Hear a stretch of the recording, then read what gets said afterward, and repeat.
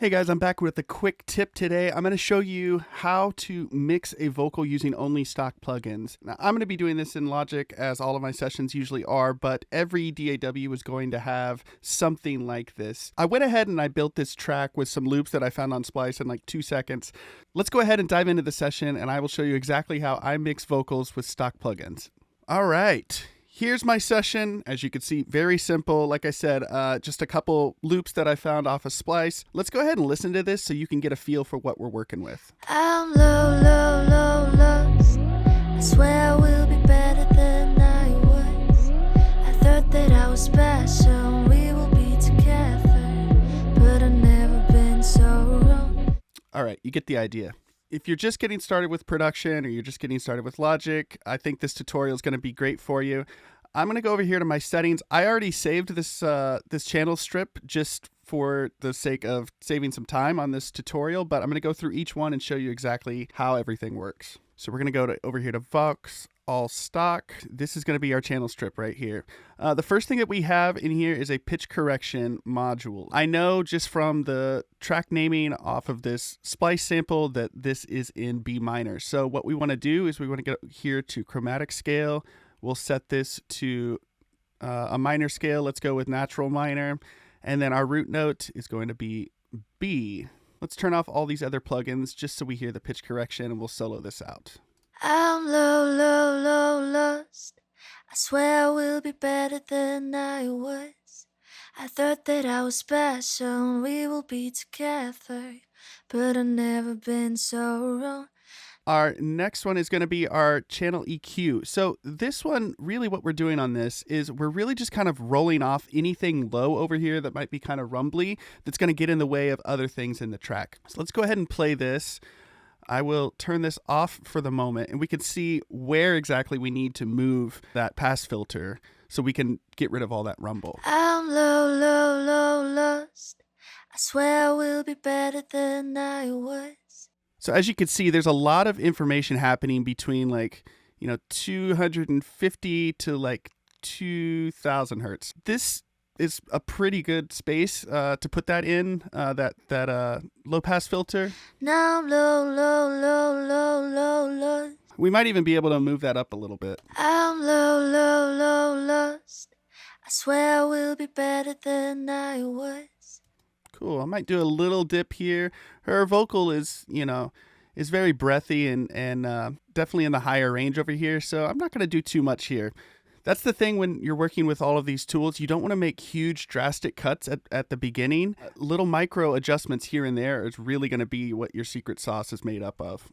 Our next item up for business here is a compressor. Now, this first one, I like to use this as kind of like a tonal compressor. This is our Logic stock compressors. We have a bunch of them to choose from up here. This vintage Opto is very similar to an LA2A. To be honest, I've always been really impressed with Logic's stock compressors. I think they sound really good. So let's go ahead and just kind of dial in something here. We want to be making this meter bounce just a little bit. I'm lost. I swear I will be better than I was. I thought that I was special, we will be together, but I've never been so wrong. Now okay, we're doing just a little bit here. We've got a semi-fast attack, a very quick release, nothing on the makeup. Make sure your auto gain is turned off. Let's turn off that auto down here as well. Listen again. I'm lost. I swear I will be better than I was. I thought that I was special, we will be together. Again, we're kind of looking for 2 to 3 dBs of gain reduction here, and it's looking pretty good for now. Let's keep going. All right, the next thing we have here is a de-esser. I'm lost. I swear I will be better than I was. I thought that I was special, we will be together, but I've never been so wrong. All right, so that's kind of grabbing the beginning of some of those syllables, those consonants, those S's. Those can get a little bit harsh later on in the mix as you're working. So you always want to do something to kind of help kind of balance those out. Now, this next EQ, this one I kind of use as a tonal EQ. I'm going to go ahead and unsolo this. I I go back and forth between soloing and not soloing things. As we're kind of getting to like the later stages of this, I like to go ahead and mix everything together. Theoretically, the way that I like to think about it is you're never going to hear that vocal by itself when the track is playing, right? There's always going to be something playing with it, unless I've sent out a stripped acapella of a track for, you know, a DJ to do a remix or something to. That track's never going to get heard by itself. So the idea is that you want to mix it along with all of the other instruments, because if you sit here and you do all these EQ adjustments to the vocal and it sounds good, and then you put the track in and it just sounds like shit, then you know, you've got a problem. I like to go ahead and kind of bring the track in. Granted, the track is only 2 tracks here, but let's listen and see where we're at. I'm low, low, low, lost. I swear I will be better than I was. I thought that I was special, we will be together, but I've never been so wrong. Now All right, that's sounding pretty good. These were just some settings that I kind of dialed in when I made this channel strip. What we're doing here, we're doing a little bit of a boost, no attenuation on the lows, a little bit of a high, no attenuation. We got the low frequency at 60. We could probably bump that up to 100 since her vocal is sitting a little bit higher in the frequency spectrum. A little bit of the bandwidth. This is just kind of like the Q, the curve of the EQ, and the high frequency here is set to 4. That's just going to be bringing a little bit of air into her vocal, and a little bit of drive here, just a little bit on the output. The thing with this is an EQP1A emulator. If you ever do any research, you'll find that there's a kind of like a smile EQ that people talk about with this. So that's kind of what we're doing with this this tonal EQ here on this vocal. Next up, we have another compressor. This one is like an 1176 emulator. Again, these are all really good. I'm going to turn off auto here, and we're going to play through and see what we've got going and just kind of keep dialing in some settings. I'm low, low, low, lost. I swear I will be better than I was. I thought that I was special, we will be together, but I've never been so wrong. Now I'm low, low, low, low, low, low. As you can see, we're losing a little bit of volume here. When I had that thing started, it was pumping way too hard. Let's just play through this again. We'll keep dialing in some settings and see what we get. I'm low, low, low, lost. I swear I will be better than I was. I thought that I was special, we will be together, but I've never been so wrong. Okay, again, just micro adjustments, just kind of chipping away at that statue as we go along. All right, the next thing that we have here is just a little bit of overdrive. I like to put just a little bit of saturation on my vocals as we go along. Sometimes I'll do this on a bus. Sometimes I'll do this directly on the channel strip. In this instance, we're doing it directly on the channel strip. This is to just kind of bring a little bit of grit and a little bit of weight to the vocals. Let's listen and we'll dial in some settings. I'm low, low, low, low.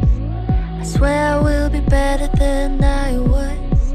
I thought that I was special, we will be together, but I've never been so wrong. Now I'm low, low, low, low, low, low. Okay, we turned the tone up all the way so that we're getting those higher frequencies in there. We're getting that air. I left the output the same, and I brought down that drive because it was just distorting it a little bit too much. Again, you want these things to be little micro adjustments in here. You don't want to do anything that's too drastic in either direction. So let's listen again. We'll see if we need to make any changes, and then we will get to our last plugin. I'm low, low, low, lost. I swear I will be better than I was. I thought that I was special, we will be together, but I've never been so wrong. Okay, I think that's good for now. As we go along, you know, as if this was an actual track, a big track, that would probably be a good starting place for me. And then as we went along with different elements in the track, you know, things would get adjusted here and there. But I think that's a good place to start. All right, this is the last plugin in our chain. This one, I don't always use a limiter. In fact, most of the times I don't use a limiter. So this one is definitely optional, just kind of depending on how you feel, you know, what your style is, depending on the genre of music that you're working in. Sometimes it's nice. It is nice to have a limiter on there. So I'm putting it in the chain today just so you guys can see kind of where it goes. Let's go ahead and listen, and we will dial in some settings. It's sounding pretty good, but we'll just do a kind of a double check here. I'm low, low, low, lost. I swear I will be better than I was. I thought that I was special, we will be together, but I've never been so wrong. Yeah, I'm not really hearing much here. In fact, if you watch the reduction meter, nothing's even happening. We're just going to go ahead and take that off for now, but as you can see, the limiter is going to be one of the last things that you put into your plug-in chain. It's just kind of a fail-safe for me. You know, a lot of people like it. All right, let's listen through again. We'll go ahead and we will listen without any of the plugins on, and then we'll turn them all back on and listen again. I'm low, low, low, lost. I swear I will be better than I was. I thought that I was special, we will be together, but I've never been so wrong. Now All right, here we go. The magic moment. I'm low, low, low, lost. I swear I will be better than I was. I thought that I was special, we will be together, but I've never been so wrong. Now And there we have it. As you can hear, you know, these plugins, they aren't doing a lot individually, but the collective group is actually, it's bringing out that presence in the vocal. It's making everything a little bit clearer. You're hearing it on top of the kick, on top of these song starter bass, whatever patch that we put together there. Really, it's just kind of, you know, like I say, chipping away at the statue of what your song is and incrementally making those changes that add up to one big thing there at the end. If you like this video, make sure you stick around for more. I have plenty more audio production tips coming your way. We'll see you on the next one.